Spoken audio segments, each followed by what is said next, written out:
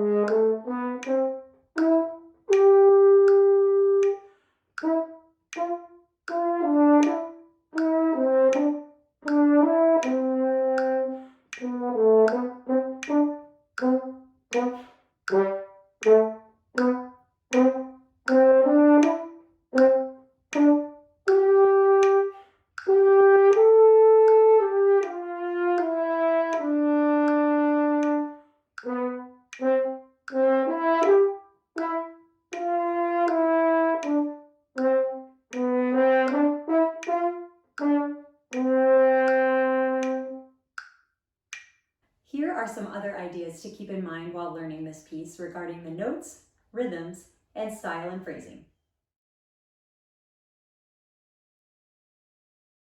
This piece is in the key of G major, which has a key signature of 1 sharp, F sharp. Also take note that because we're in a sharp key signature, most of the B's will be B naturals unless otherwise marked. Be sure to know the G major scale forwards and backwards, inside and out, upside down, and throw some arpeggios in there while we're at it, because those are the patterns that this piece is based on.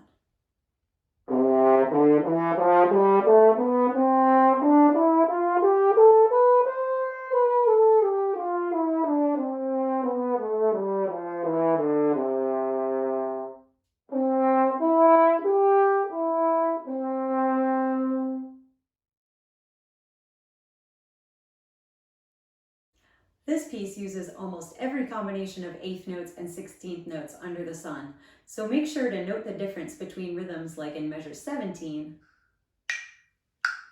1 and a 2, 8 and 3, 4, or in measure 7, 1, 2 and 3, another reason why subdividing eighth notes while practicing is so important is that you realize that all you need to do is fit 2 16th notes into one of those eighth note clicks. Another aspect of this piece that's related to rhythm that's easy to forget about is to make sure to tongue and slur exactly where it's written. This means that sometimes the rhythm of your fingers and the rhythm of your tongue will be different from each other. You can work on the tonguing pattern separately from the notes by just using air in the tongue. For example, this is how you could look at the last two measures.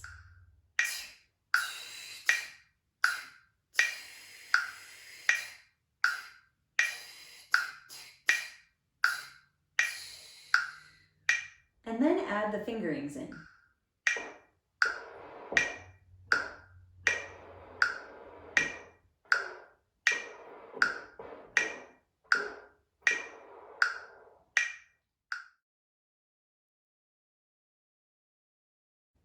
This etude has a style marking at the very beginning, lightly. There are plenty of staccato notes in this piece, so be sure that they have some lift and bounciness to them, as opposed to accenting them or huffing them out aggressively. Basically, this piece should sound like you're taking a pleasant stroll on a sunny day, and not like you're running from zombies. Feel free to come up with a better analogy, and then play the etude that way. When playing in the key of G, notes like G and D are extra important to bring out, especially when they occur at the end of a phrase. As a nice bonus, oftentimes when that happens in this piece, the composer even writes a tenuto marking under those notes. Be sure to make it clear to the audience that those are the notes you want to phrase to, and make those notes longer in style than the rest of the piece. Notice that the composer was also very careful to mark some of the notes staccato and some of the notes with a tenuto, which tells us to hold it for its full value. Even if some of the articulation patterns are different from each other, make sure to always perform exactly what's printed in each measure. Another way to say this is, play the ink. Now I will play the etude at performance tempo. This time the metronome will not be on in order to better represent a true live performance. When choosing a performance tempo, remember that you should choose the tempo you are most comfortable with, not just the fastest one. I chose quarter equals 88 because I thought it captured that sunny stroll feeling mentioned earlier without becoming too much of a jog. Here we go.